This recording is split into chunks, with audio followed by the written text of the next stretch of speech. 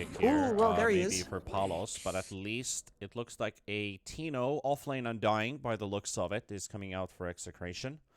They could also roll it into the support role if they would want Abeng, for example, to bring out Undying to save their safe lane, for example. Only 10 seconds. I would love a core Snapfire from Hokori. Dire team pick. Faceless Void. Yeah. Now it does look like we're going to see a 5 Undying with a Faceless Void, because Undying is great in the lane, and especially 1v2. So Faceless Void will get a bit of security from that. So we will get Enigma in the off lane and put the Undying as a 3. Sorry, as a 5. This also shuts down 10 any seconds to possibility at pick. all of this Pudge going to a different lane. Like, he's going to be up first to Pug mid. 5 seconds. No doubt. He doesn't Hurry, survive any of the hurry. other lanes anymore. So how does Hokori reply to this? Do they offlane pick now? I believe they should. What is there left in the pool for them to pick for Vitaly? Because his DP is gone, his Bat is gone, his Beast is gone. His Give me the Enigma is snap. taken by the other team. There's the doesn't play Darkseer, snap. but I don't think I'm a Darkseer enjoyer against the Faceless Void necessarily. No. No, Darkseer really gives the Void too much space to breathe.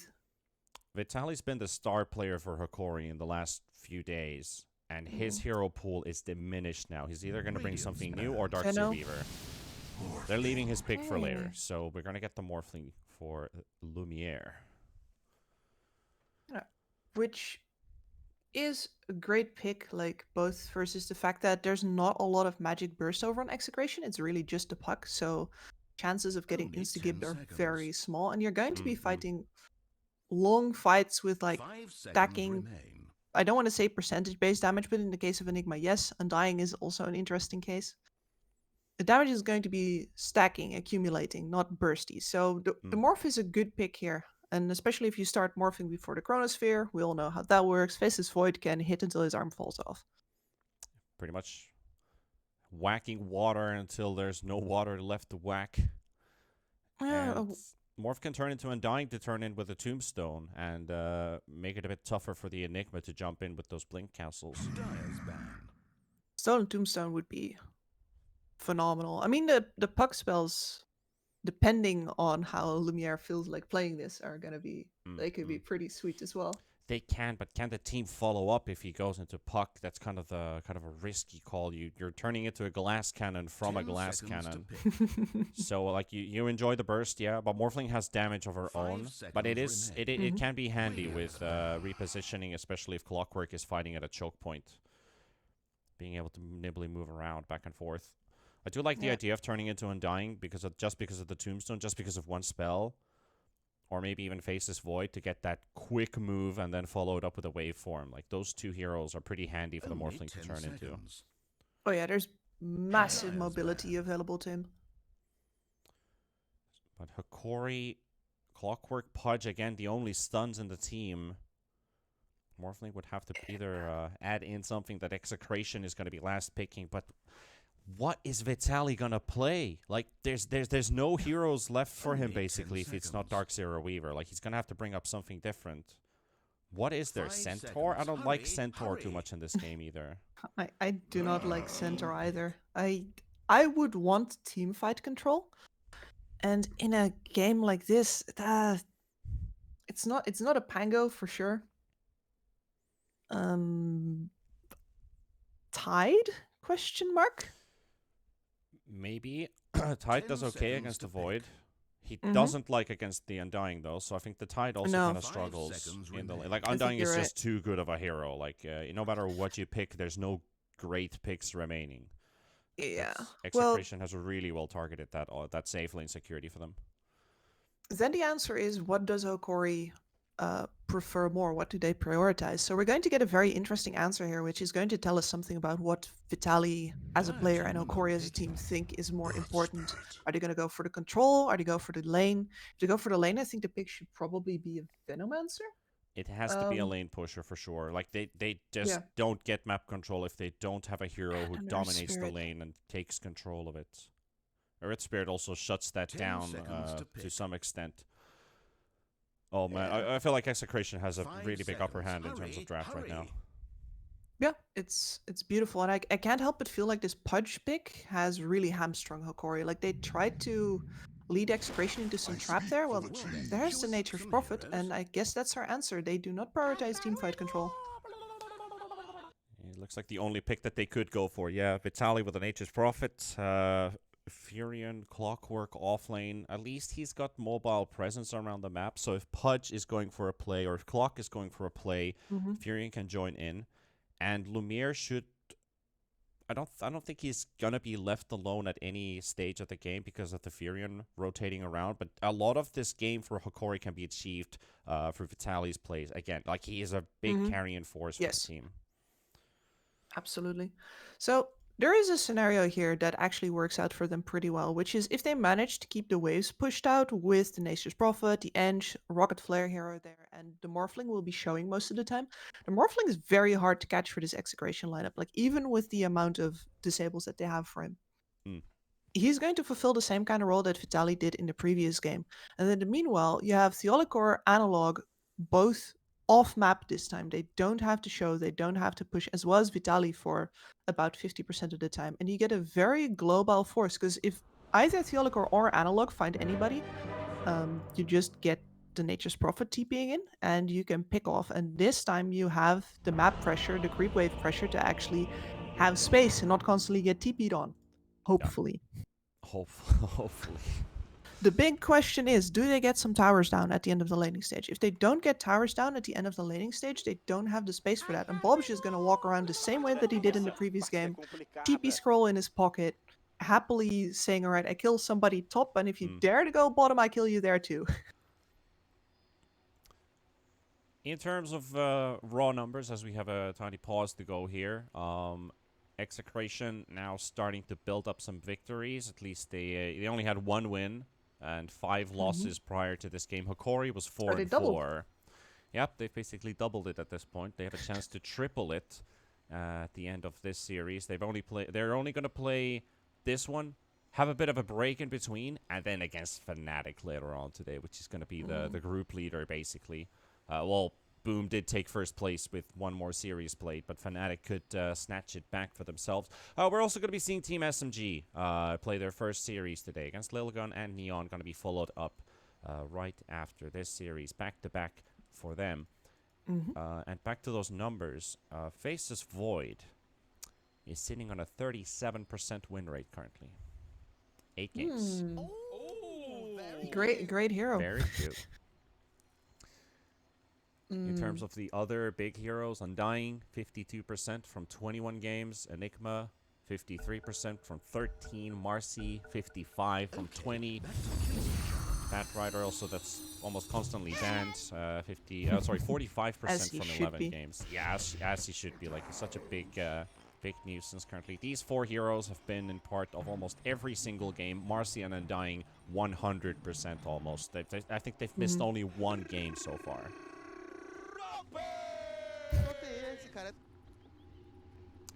Oh, those lines are so good. The Undying missed a game, the previous one. Yep. Interestingly enough. Let's see, Hokori, 4 runes? Question mark?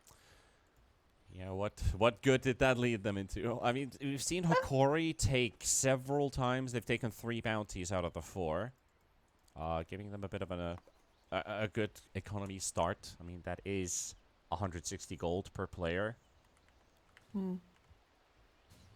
I think Shanks will see if he can roll onto somebody. Shanks was really good on Marcy, so I like to see a similar type of hero for him in this game too, and just keep that roll going. Yeah, especially his jump at the Roche pit. His jump at the Roche pit last game was like, no regards for his own safety. He was just like, if I go in here now, I make this Roche so uncomfortable. And here we go with the aggression again. Seen this before. Undying versus 2. Palos has the time walk. And he still walks for the bounty rune. They're more prioritizing getting this kill. Let's see if they can get it. Treant blocking. Theolicor blocking. Right-clicking on Vitaly. He manages to find an out. Nope. But Theolicor's in the way, but he is not going to get the Nature's Prophet to follow up on him anymore. So this will be a slide for the Undying. Is going to go all the way back home, regenerate, and TP to the lane. And because they can't snatch and grab that first creep wave at all, Undying's gonna be just in time. Though this might look like a secured level 2 for Hokori, at least on the offlane. Yeah, most likely. At the very least, they can't really force Palos out here. Not meant to be. Got the time walk, and this is going to be a very steady, harass-based damage lane. They can't really do anything to him. He just needs to keep the regen on going, and Abeng will supply that immediately back in. Yep, double decay right away to start things off with. The Olicard down to 250 HP. Does have some sticks up on him. And again, getting bullied by Abeng. Oh, yeah. The stand-in player who's actually, you know, very good on the Jakiro in the first game. Man, it's got 24 decay stacks already. Yeah. Like, it feels like Hokori's just giving him these They're decays. tickling him. Yep.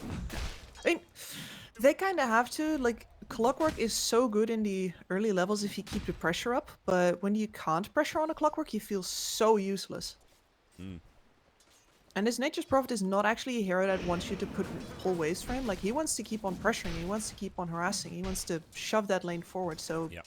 yeah, Theolicor is kind of caught between. I don't even want to say a rock and a hard place, like being useless or being useless. He can't do either of the things that he's good at. Yeah, won't be able to achieve much in here. And with the constant pressure from Undying, Palos, his 10 last hits. Furion Shanks? is sitting at 3 as Shanks is getting killed at the top lane. Lumiere will get the first blood on the Morphling. That is really good for Hokori to get that core kill for the first. For the core getting the first blood kill. Absolutely. Much better start for him in this laning stage. He is very close to full Agi right now. I'm really enjoying it because most of the damage that's going to come out in this lane is going to be Eidolons. You just get your Agi up, you get your armor up, and you ignore the tickles. Especially these level 1, the 20 damage Eidolons that just don't do enough work. It's very important for Execration to secure that level 3. Enigma's almost got it. Shanks is gonna be fine if he doesn't get it right away, but the Enigma does need it. Sorry, I would briefly like to attract your attention towards mid, where Analog has the raindrop queued up before Right. his chainmail. Swap in itemization. I mean, that's the kind of the thing. Like, if you get hammered against your counterpart in the previous game, you learn from your mistakes. I mean, Dota is a learning game after all, and thank God it is, because otherwise we just see this, okay, I mean, you picked Puck against Puck, we're gonna see a Puck winning this again, but now it makes things a little bit different. And now I will say again with full confidence, there's no way Analog is supposed to die here. Right.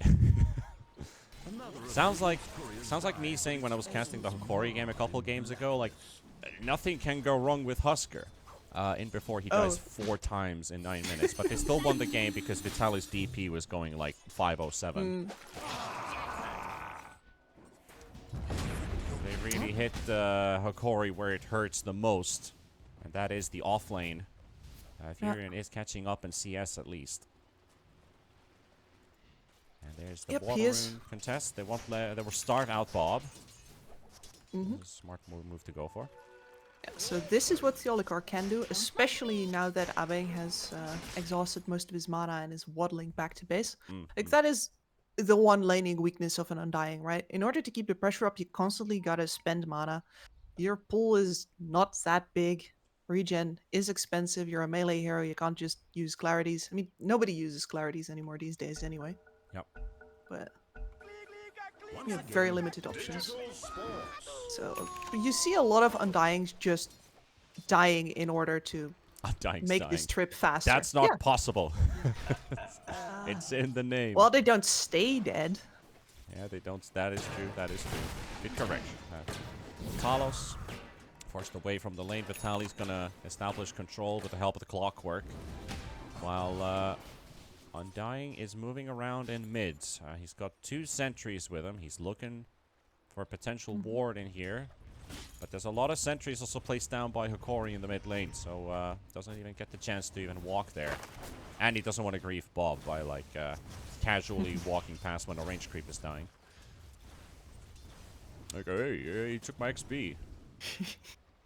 Now I don't get level 6. well, Punches dismember. Ah.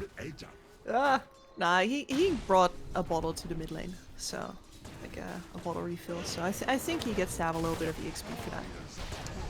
I'd love to see Abeng go 3 points in Soul Rip, 1 point in Tombstone. If that's the cause. Casual Gardic kill in the top lane. Roll in, kick. Tower helps out a little bit. Abeng's actually holding on to his 3rd point because if they want to fully commit, they could just level up the Tombstone and drop it down. Exactly. You need to hold that in reserve, especially if a weird fight breaks out somewhere. Yeah. TP in with Tombstone is He has gone for murderous. the Soul Rip point now, but he's also very low on mana. And the Oliver is making sure he's taking a lot of damage. And as those decay stacks run out, Dying is not going to be showing his face for at least half a minute. This is the shittiest position to be in. Like, Shanks, you just want to die. interesting moves here. Meanwhile, Shanks has found the hook onto Bob with the Dismember. As you can see, this mid lane is going completely different compared to game number 1. Analog is actually keeping up with the pace of the puck. Both of them unkilled so far. Theolicor, maybe this is the opening he's been looking for in the Undying, and that will be a solo kill for him. The clock Excellent. killing an Undying. That is exceptionally good. He's had to play very patient for that, though. And he's bought a lot of space for Vitaly. 21 denies. Void's not farming. Void can't farm. Like, this lane is now in Hokori's hands. Well, unless they get their way here on Execration, there's the Bob rotation. This is a TP rotation. We didn't see this from Bob in the previous game because he was always fast enough. And look at that. Look at where Vitaly and Theolicor are right now. They immediately pull the wave over to the Analog side. going top.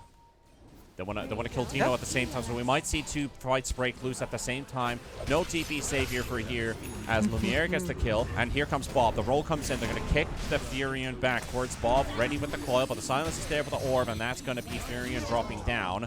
Traded on both sides of the map. Bob goes for Bob the goes coil, through. and the Oliver instantly wants to look for the coil break. There's the urn coming in as well, and he's ticking low. Orb is there. Bob to secure the kill. 2 for 1 traded around the map. Beautiful understanding from both teams here. Like, Hokori backs up. They know Bob is most likely bot. So go for the move on top at the same time. Get the Enigma kill out of that. Get a tower kill now as a result of that as well. Yeah. Denied. Radiant's top tower has been denied. Wait for him into the nice. tower to try to get the right-click animation or the projectile to land in Now first with the mid. tombstone. Oh, they missed a roll on Shanks. And a kick will slow down Gardic, so they're going to target the Enchantress. Analog, though, he's able to walk out. No coil. The Theolicor's fine. Power Rune. Theolicor could just cock block them. Nope. Doesn't get it off. And Bob gets the bottle. And that's going to mean the Clockwork is going to die. Pretty surely. Kick in. Urn is It there. should be, Oh, but right no. now? They're going to kill the Urn Spirit. At least Bob will finally secure the kill, but he's tanking the tower, taking some heavy hits. But the Pudge is also right behind him. TP coming in from Gardic. He could enchant, but he doesn't see where he is. And Lumiere was here. they all wanted Bob. This is the Bob squad. Tino, Black Hole Well? ready. Does he get close enough? No, the Strength Charge No. kicks in from Lumiere. And Close that's call. all she wrote. Yeah. While all of this is happening, Messy. Palos is going to get back into farming pace again as all these moves are going around. Yeah, and he's going to be happy for it because his farming pace has not been great so far. I am very curious about... Okay, I was wondering if Vitaly was going to go for this, but that's an Orchid coming up. Fantastic versus all 3 of the cores over on Execration side. Roll Trying to kill miss. Vitaly again. They have It's probably Chrono. dead. Shanks, he's not moving away. Palos is still keeping up, and now he could Chrono, but he's not going to go for it yet. And here comes Analog. Things might backfire. Shanks ain't able to roll away. Shanks is dead. Analog hook's ready. He's waiting for his buddies to get back from the previous skirmish, but nope. Not gonna wait for too long. Bob is hunting Lumiere. He wants to snipe him. This has to be picture perfect from Bob. Waiting And he has for so much more. health. He is 600 HP. Bob has enough damage to kill him, but he can't get the strength morph out. Lumiere also knows to not go full agi. You never go full retard, because otherwise bad things might happen if you just roll into 1 HP or at least close to it. And Bob, he's done his waiting. Yeah. He's done his waiting. The problem is that you need to start off with the Waning Rift, and that jump length is really not enough to catch Lumiere, who's sitting perfectly on the other side of the tower. Like if he was here, dead as a doornail. If he's Dead here, as a doornail. 100% safe. You would love to keep shifting into full agi to get the quick heals out. Gardic has no heals available though, as he just gets blown to pieces by Tino and Bob. But That's going to be his job, though. He's going to have to go full celery on this game. You scout, you push lanes, you full die, celery. I love that. you repeat. I mean, I love the playstyle. Like, it's the ultimate die for your team kind of thing, where Yeah. you give as much as possible. And normally people are like, oh, well, you die for your team because you give, like, you buy space or you buy Yeah. kills. And he is, no, I buy information. I value information. That's a chess player right there. So, Hokori are up 2k. Won't get to push the bottom tower with the Furion as they would have hoped to, because Execration are the one taking this tower down in a matter of seconds. Eidolon's catapult, Bob, and Tino. A whole squad's there. Quickly DPing into mid and now looking to take over the top jungle area under their control into a tower, as Analog has finished his Blink Dagger. So Hokori have some playmaking capability now with the Clockwork hook shot and the hook from the Pudge. They look to take a fight, but they're afraid of the Chrono. It's not even the Chrono damage, it's the reason how much stuff, how much abilities they can throw into it. You know, you've got Bob for the back, you've got Black Hole to follow it up, or at least the Enigma, the pressure from the side. But it is mainly Bob, the damage dealer. The builder of damage.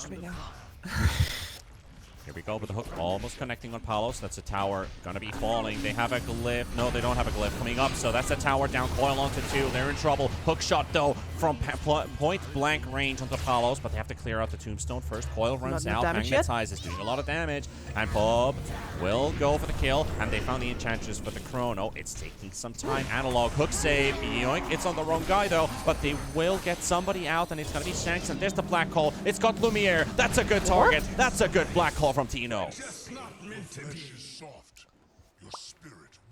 And it looked for a second there like Lumiere was just really, he morphed into the Faceless Void and then was like, wait, I cast Time Dilation, now what?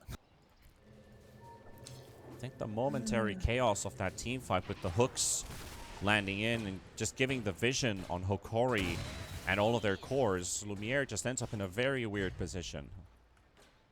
Yeah, they're not really committing hard enough, as well as that Vitaly was not there. I assume he was like, hey guys, I've nearly finished my Orchid. Why don't we wait for that?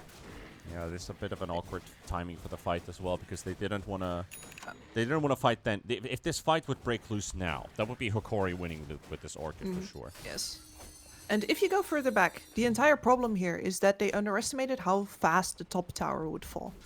If they realize that, then either they have committed more forces to that bot tower to trade it, or they put somebody mid already to clear the wave before the entirety of Execration is on top of that tower. Because that's part of the problem. Like, if you can keep the wave off and you have the Pudge already under the tower, Execration have to engage into you. Instead, you are forced into a position where you're late to defend your tower. Look at the top lane. Ooh! Hook shots there, though. Orchid, and they can't go for it anymore. Oh, Theolica did a good job trapping the Faceless Void there, but Analog, again, landing the hooks on his allies. I guess it's a fault of 2. Yeah, you can't really blame anything there. That's Clockwork Pudge. This is gonna happen. Honestly surprised it didn't in the previous one. And this has happened quite a lot now, where you get the wrong guy in the hook. I mean, at least you're not hooking Tidehunters, right? That's the classic. Oh, Hook into Ravage. yeah, yes. Whoops. You hook the enemy's initiator, and they wipe you. But Execration does what they do best. Aggression, poking, prodding, spotting the Clockwork at the top lane, not leading into a kill though. An Analog, what are you up to? He has been sitting in that tree line for quite some time. Cuts a wave. Blink TP away. Nice juking Blink here, because the Earth Spirit's probably going to be rolling in, or at least hunting. Interesting. And he's Yeah, still he's- sitting in the tree. He's still cutting waves. Okay, he's just wanting to keep that tier 2 tower alive while getting some farm. But this is some really risky movement play here. He could just but very hook the clever. catapult field. Yeah, This works. phenomenal. And once again, this is an example of Hokori learning within the series. They've realized that they don't have enough wave push to keep the waves off of their towers. So that, like, they'd have to go stand under their towers and wait for the creep waves to arrive. Or they could cut. Carlos walks into Gardic. My Chantress. sprites are It's a wizards. happy sproink. Oh, okay. A moment before the Maelstrom procs in. I have seen It's the not a very happy sproink. Meanwhile, in it. Vitali loses his life to Tino and Shanks in the top lane. No black hole used. Well, they did use the coil onto Lumiere, but that's going to allow him to try to TP home. Aye. Hokori. They were cutting. They understood. And then the moment they let up, Execration are just vicious, aren't they? You give them a tower, they take half a tower more. You give them a Yeah. kill, they take a kill more.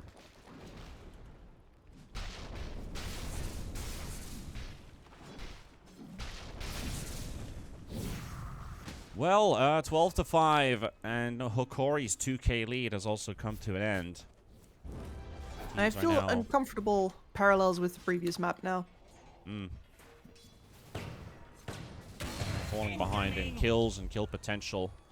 This is a smoke under a ward though, so Vitali should be on his way out ASAP. Gank squad is on its way. Oh, he's staying. They did Camp see of that death. smoke, but he is dead. Ay.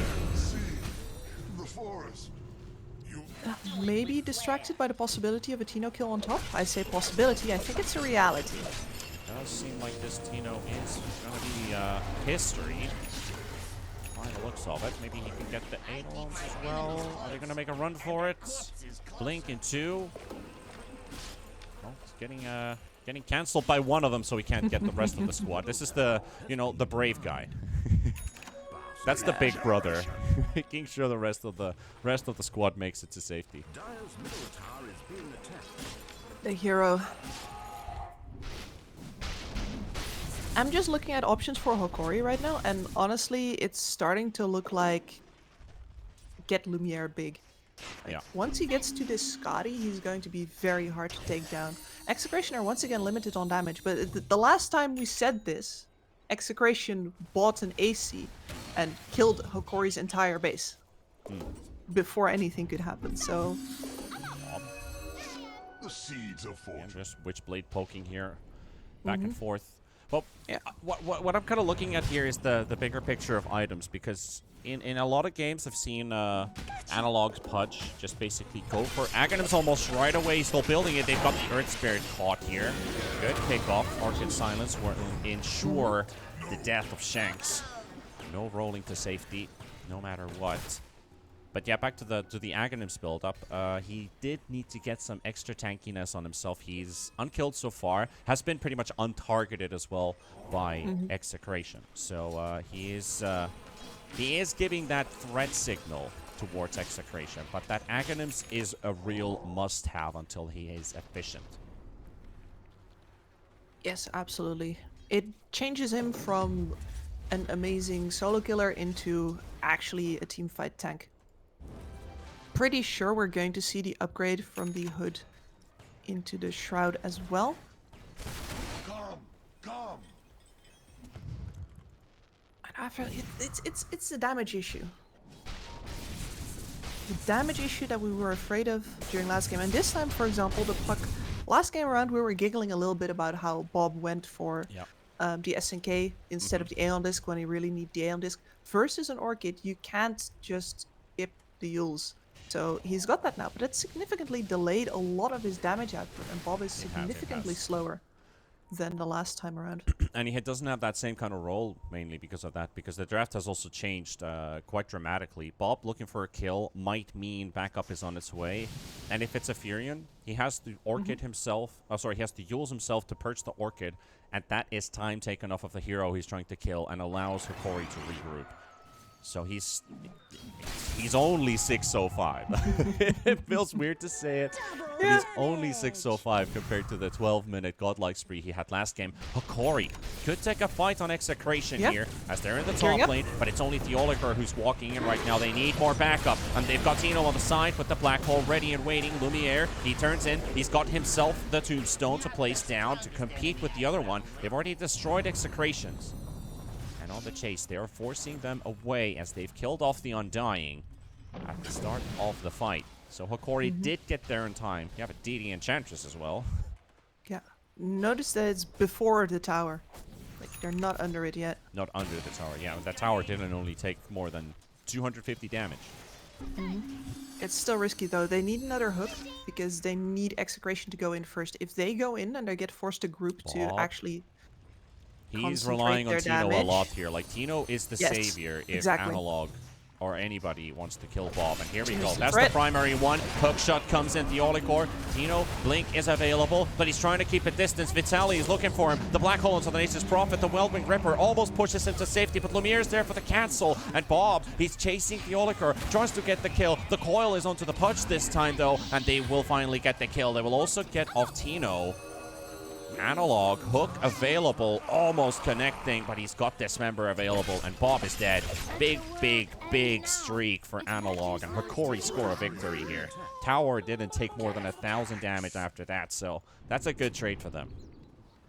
Absolutely, and the fact that they force a black hole out that really doesn't hit anybody is phenomenal.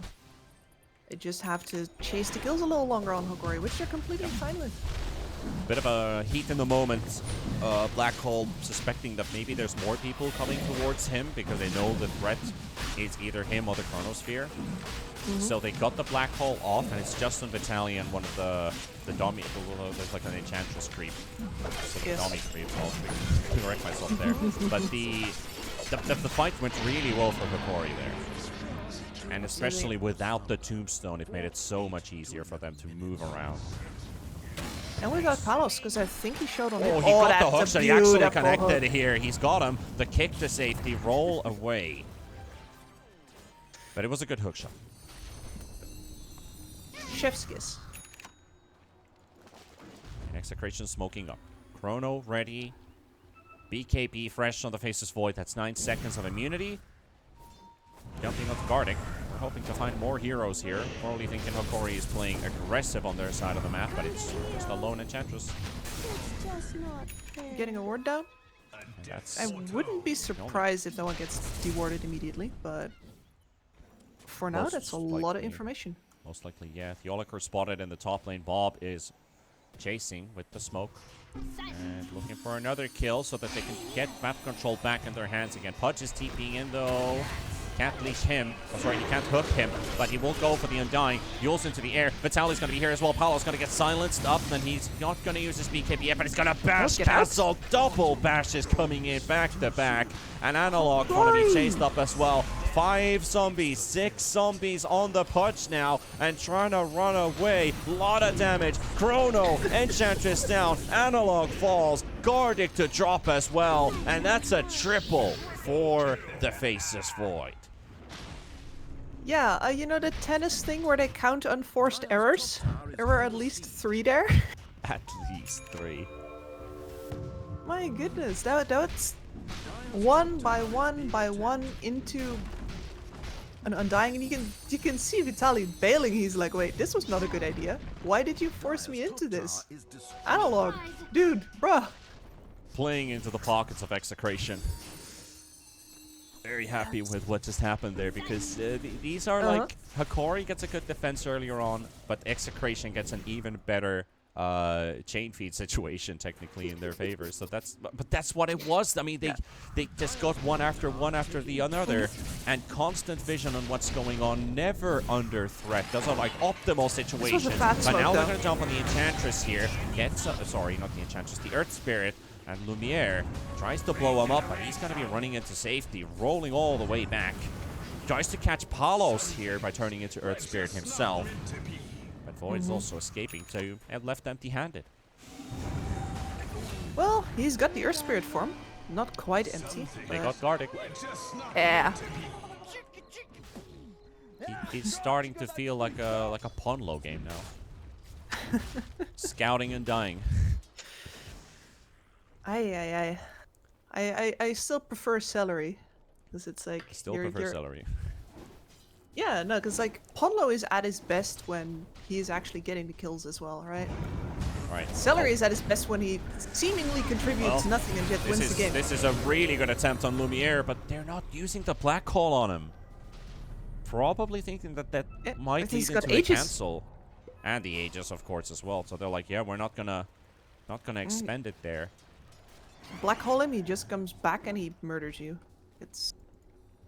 I don't even see a real fight condition for them here, but Execration are lingering around with some heroes. Tower taking damage. Dragging time?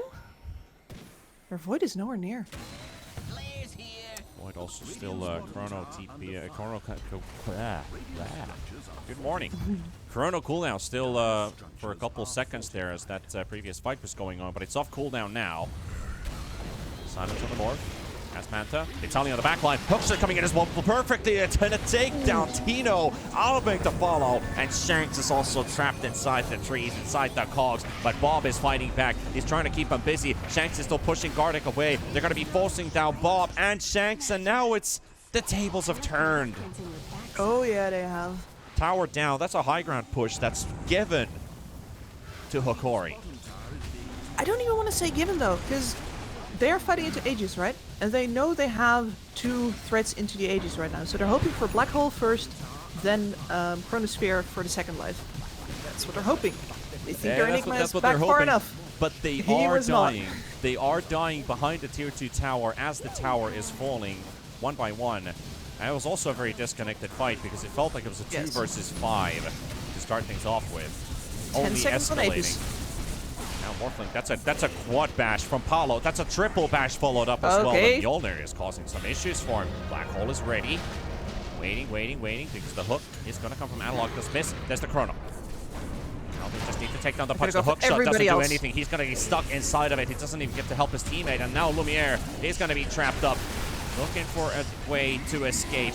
Man, Tino's got the easiest Enigma game. He's just standing there and watching all the enemies die without him even black holing. Palos is strong. Palos is 8-0-4, man. Jeez. And we flip the table back on its feet again. Yeah, it was upside down. Palos just puts it neatly back in place. And the interesting part is that he didn't even buy an item that made like that big of a difference in the Nope. fight that happened here, because that was just a Lincoln Sphere. And he was never Just going the to be the target Lincolns. for that Orchid. And the pick-off that they found earlier on, where they got the Mjolnir for him, has been on him for quite some time. Man, like the percentage-based chance to get a quad bash is very, very small. But he did a quad into a triple, and I think he added a couple regular bashes in there. That sounded like you were describing, you know, the ice skating where they do all the triple Lutz and the quadruple Shashnikov. That's what he just did. Head is spinning. Exactly. I'm holding up a sign with a 9 on it. Just imagine.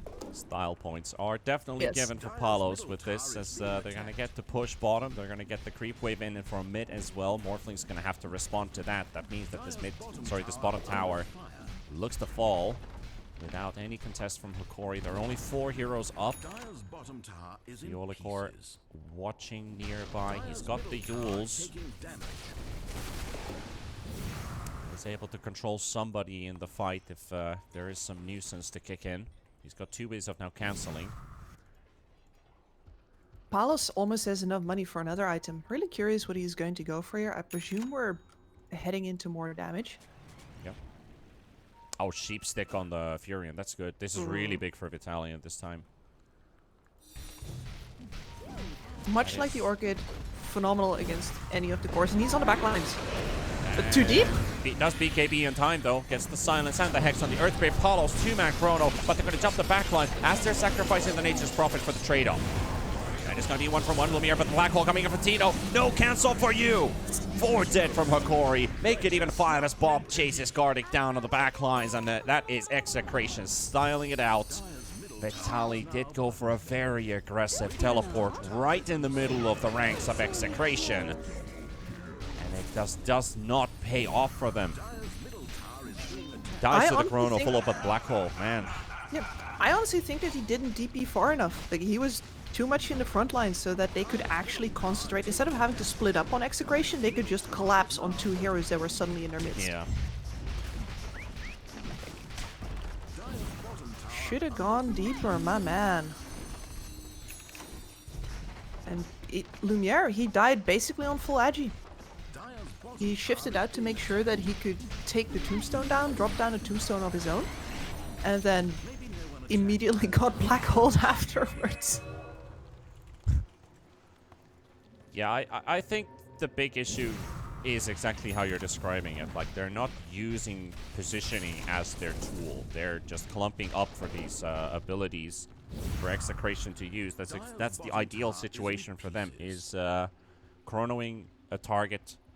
It doesn't even have to be more than 1 or 2 heroes, because Palos already wipes them out so quickly, and that's going to put Hokori at a massive deficit. This Pudge with no BKB is history. Lumiere shows up for the rescue, but it's too late. Turned into an Undying. He's got the tombstone down, but it's almost him falling as well. He's trying to make a run for it. They're trying to get them some time and space, but the vessel is also going to connect down. Bob chases him down! Doesn't get the coil to connect, but that is just a costly error for Hokori. And by the way these last 3 fights have gone, I don't see Hokori having a fight back against the Execration. This is just murder. Exactly, this is just murder. And the best illustration, honestly, is that team fight on bot that Hokori won so convincingly, where they did use that coordination to their full effect.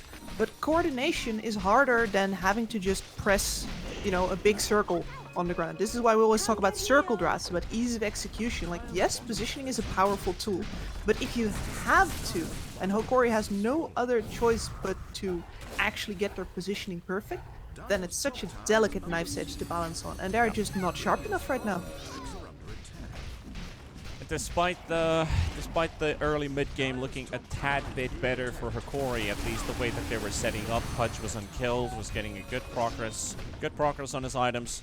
The result still seems to be exactly the same as game number 1. Palos, he's still unkilled in this void. There's the hook. Fight. Is this the first time they can get him? He's gonna chrono 2. The Morphling, the Furion is inside. That's 1. That's 2. He's gonna buy back. That's 3, with the 3rd one dead. Gardic is trapped inside. They will get another kill onto Analog.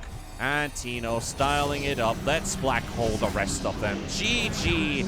And sending them to another universe as Execration 2-0 sweep Hokori, the TI team from South America. They just got demolished. They did. And part of it really does seem to be just errors in execution, like maybe the local food's not agreeing with them, maybe they're still jet lagged, I don't know how long they've been out there exactly, or maybe it's just a difference in playstyles. But as aggressive as Hokori are, they don't seem to be matching it up with the same kind of like clever viciousness that Execration has for them. So we got 2 fast teams going up against each other, and one of them is just a whole lot meaner. And that's what I'm seeing out of Execration here. They punish double for, as I said, you kill 1, they kill 2. You take a tower, they take 2. And Hokori just had to play much sharper if they wanted to do anything against that kind of nastiness. I mean, and I'm saying this as a compliment, by the way, because I love it. Execration looked pretty good here. Execration looked pretty good indeed. I think it's an understatement. I think it's exactly as it is. Execration just a way better team. Hokori didn't even get the damage output out. Like, if you look at the damage that they dealt in this game, Lumiere 11,000, Clockwork did 13,000. Furion did the most, and then you got Pudge at 12, compared to the 31 on Void and the 29 on Puck. Like this, they just didn't get their cores to do damage. Damage issue, Yep. way to fight issue, and Execration just understanding the draft a bit better on how to. I mean, it was a repeat from game one. They had fresh experience from how they played against Hokori with an almost similar type of lineup, and it worked out just as neatly as game one did. And Execration deservedly take the series 2-0. But we got another one coming up in about 15 minutes. And it's going to be a pretty interesting one as well, because you got some you'd say memorable friendly faces on one of those teams, because Team SMG, who is going to be playing up next in their 2 series, and we're going to be following how they can kick off here at the BTS Pro Series, as they're going to be facing off against Lilgun to kick things off. So 15 minutes, and we'll be back with the next series.